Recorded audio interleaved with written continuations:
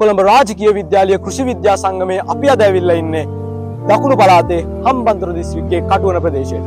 මේ Voice of the Field.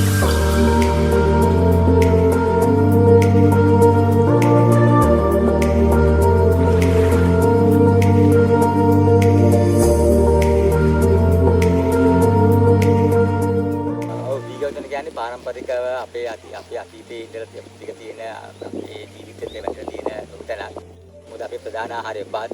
ඒ නිසාවෙන්ම වීගොවිතන කියන එක අපිට අලුත් දෙයක් නෙවෙයි. ඊට අතීතයේ ඉඳලා මේ දක්වාම අපේ හැමෝගෙම ප්‍රධාන ආහාරය බත් සකස් කිරීම සඳහා බඩත් එක්ක කුරුත් එක්ක කරන්න ආව ක්‍රියාවලියක ඒක අවස්ථාවක් තමයි මේ වීගොවිතන කියන්නේ. මේ ලංකාවේ අපේ මිනිසුන්ට අවශ්‍ය බත් සැපීමේ ක්‍රියාවලිය තමයි වීගොවිතන.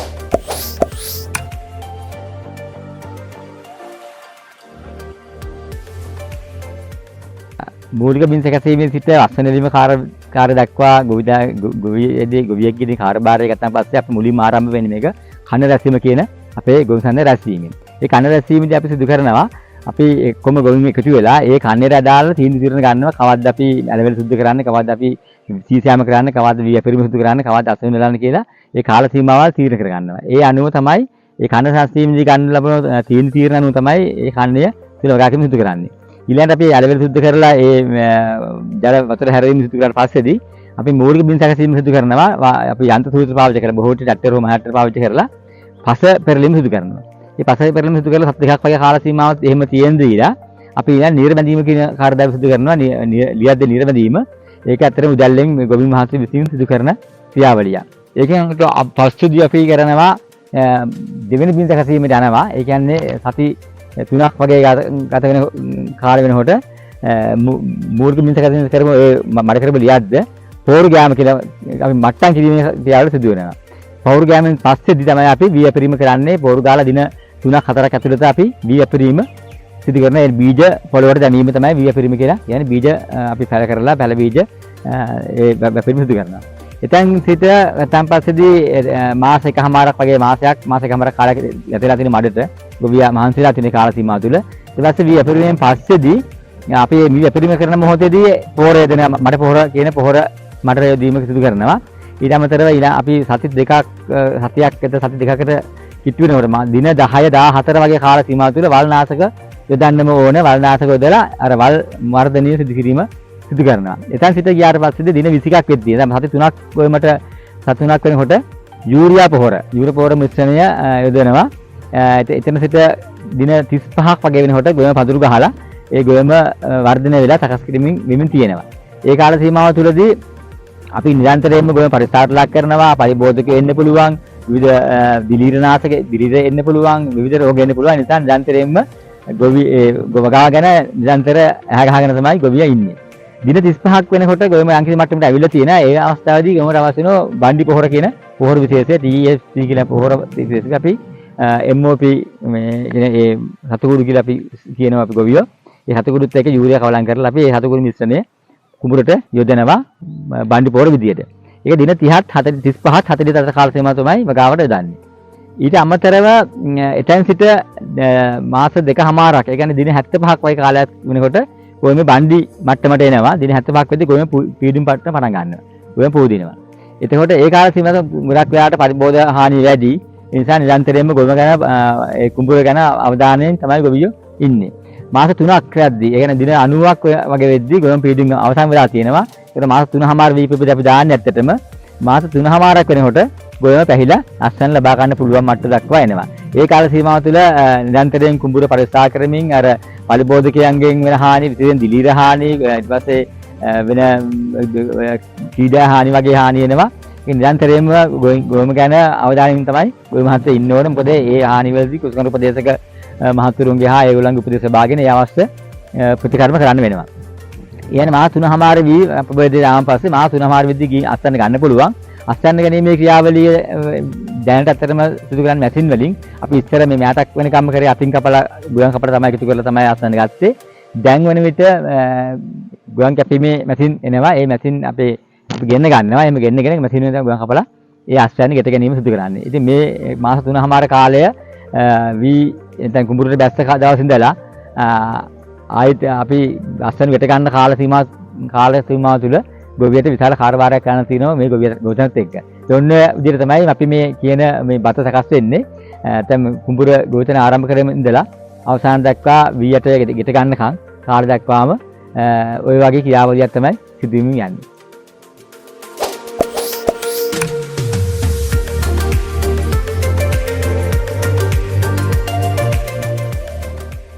ඊළඟට ඇත්තට අපි පාරම්පරික විඳලා මේ ගොවිතැන් කරද්දී යල කන්නේ හා මහ කන්නේ කියලා කන්න දෙකකට මේ අවුරුද්දකට වගා කරනවා.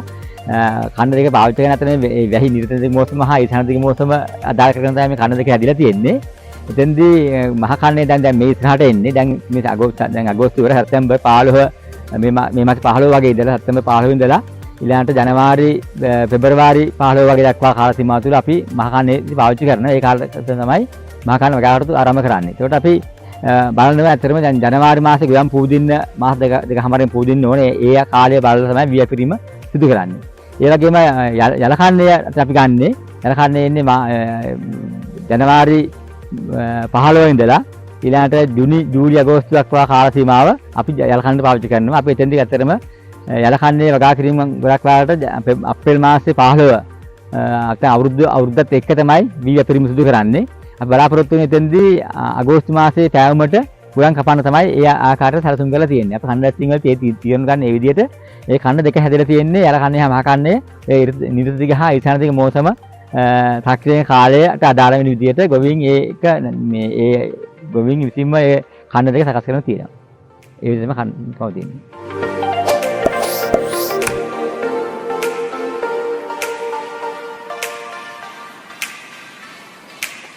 මැද කන්නේ කියලා කන්නයක් ඇත්තටම ඉස්සර මුතුන් මිත්තන්ගේ කාලේ පාවිච්චිලා තිබ්බා. මේ මෑතකදී ඇත්තට ඒක භාවිතා වෙන්නේ නැහැ. කන්න දෙකටයි යන්නේ කන්නේ මා කන්නේ විතරයි. මැද කන්නේ වගා කිරීම බොහෝ විට දැන් සිදු වෙන්නේ නැහැ. හැබැයි නමුත් අර බොහෝ විට අර අතිරේක භෝග වගා කරන ගොවීන් ඉන්න සමහර ගොවීන් වී අස්සන්න දාගත්තට පස්සේදී අතිරේක භෝග මුං ඇට කවුපි ඉරිඹු වගේ දින يعني 45 දින 45 වගේ භෝග වගා වලට යනවා. එහෙම නැතුව අමතර වී වගා කිරීමක් මත කන්නයක් කියලා දැන් ඇත්තට වාසිය සිදු වෙන්නේ නැහැ. ඒ කන්නේ මත කන්නේ කියන එක දැනට අතර නතරලා තියෙන එකක් තියෙනවා.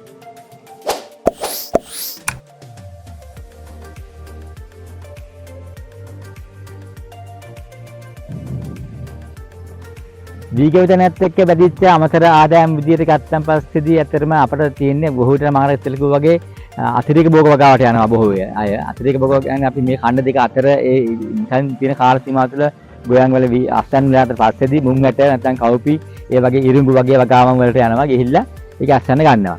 ඒකට ඒක බොහෝ විට දාන්නේ දින 45ක කාලේ වගේ කෙටි කාලේ භෝග. ඒ එහෙම අස්සන්න ගන්න බොහෝ ගොවින් එහෙම ගන්නවා. දැන් ඇත්තට දැනට ඒකත් අභියෝගයක් රැකලා තියෙනවා. මොකද සත්හානිය වැඩි නිසා බොහෝ විට ඒවට ඇත්තට දැන් ගොවින් නැඹුරු වෙන්නේ නැහැ. ඒකක්. අනිත් පැත්තෙන් දැන් පස්සේ මෙහි ගොඩක් තියෙනවා කිරිහර පාලනය. මොකද මී ගව හා එළ ගව දෙකම පාවිච්චි වෙනවා. ඒක ඇති කරනවා. ඒ නිසාවෙන් අර මේ වගා කරන නොකරන කාල සීමාව තුළ ඒ සතුන්ට ආහාර සඳහා මේ පිට්ටෙනි කුඹුරු භාවිත කරනවා. ඒක නිසා ඉතින් ඇත්තටම ඒක ඒ සත්ත්ව පාලනය කරන ගොවින්ට ලොකු වාසියක් ලොකු chance එකක් තියෙනවා. ලොකු ආහාර සීමාව සතුන්ට මේ බඩ පුරව ගන්න කෑම සපා ගන්න සඳහා හැකියාව තියෙනවා. ඊට අමතර වෙන අමතර ඇතර විතර ආදායමක් ගොවිතැනෙන් එන්නේ නැහැ. ගොවිතැනෙන් එන්නේ වී අස්සන්නේ ආදායම තමයි නැති ආදායම දෙන්නේ.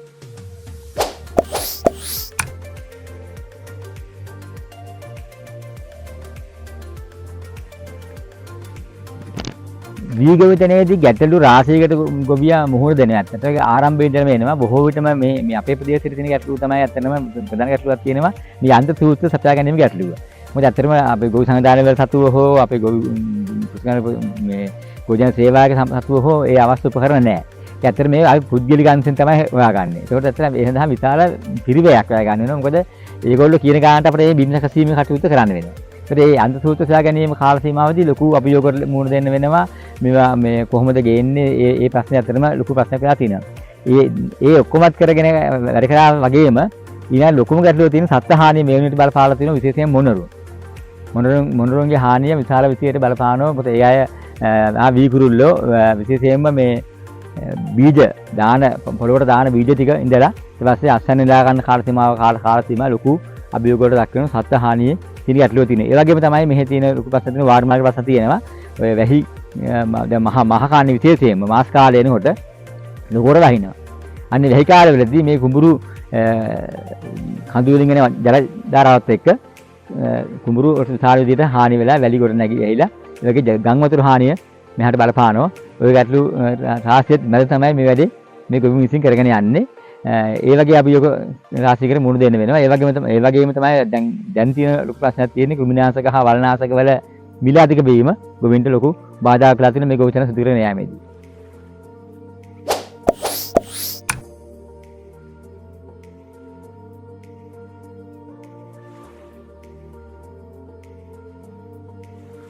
දැන් අපි ගොවීන් විදිහට ඇත්තටම මේ එන අභියෝග වලට උත්තරම අපිම හොයා ගන්නවා.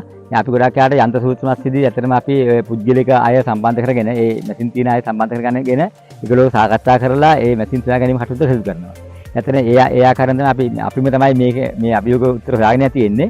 අපි ඒ වගේම සත්ත්ව හානි ගැටලුව ආන් පස්සෙත් අපි ඔක්කොම ගොවීන් විදිහට එකතු වෙලා අපි ඒ රෙදිපටිය එතවීම එතන තමයි ඔය කියන්නේ විවිධ ක්‍රම හා පාරම්පරික ක්‍රම තියෙන අතර පාවිච්චි කරන අපි ගම්වල තාමත් ඒවා භාවිතා වෙනවා.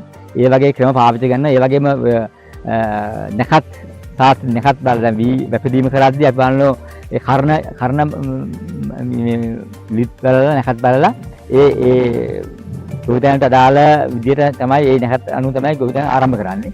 අසන කපන්න යන්න ගියත් මුලින්ම අපි ඉස්සෙල්ලම අසන යන ඉස්සෙල්ලේ ආයේ එක ගොවි මහත්තයෙක් තමයි ඒ කර්තව්‍ය කරන්නේ ඒ නැකත් අනුවට අනුව. ඉතින් ඒවත් එක අපි විශ්වාස කරන ඇත්තටම මේ ඔය ගොඩාක් වෙන සත්ත්ව හානි වගේ වලදී නතුන්ගේ හානියේදී ඒ වගේ අපිට යම් පිළියමක් ගන්න පුළුවන් කියලා. එහෙම ඇත්තට ලැබිලා අපි විශ්වාසයක් තියෙනවා වගේ අපි ඒක අත්දැකීම් ලැබලා තියෙනවා. ඒ වගේම ඉතින් ඔය ගම් වතුර වගේ ප්‍රශ්න වලදී අතට අපට උත්තරයක් නැහැ. ඒ අතර ඒ වගේ හානි වෙනවා. ඉතින් අපි ඒවා ඉතින් රක්ෂණ මණ්ඩලයට දැනුම් දෙනවා. ඒ අතර මේ දක්වා එහෙම ඒ හානි පූර්ණයක් නැවෙලා අතර නැහැ. නමුත් මේ විදිහට අපිම තමයි මේ වෙන ගැටලුවකට උත්තර හොයාගෙන තියෙන්නේ. වෙන විකල්පයක් ඇත්තටම නැහැ. ඉතින් ඒ ආකාරයෙන් අපි එකතු වෙලා අර එකට වැඩ කිරීම ඒ වගේම එක කාල සීමාව තුළ වගා කිරීම එක කාල සීමාව තුළ අත්දැක ගැනීම වගේ ඒ ගොවිතැන ගන්න තීරණات එක්ක අර වෙන හානි ගොඩක්ම අඩු කරගන්න පුළුවන් වෙලා තියෙනවා. මේ වගේ තමයි දැන් මේ ගොවිතැන කර්තව්‍ය සිදු කරමින් යන්නේ.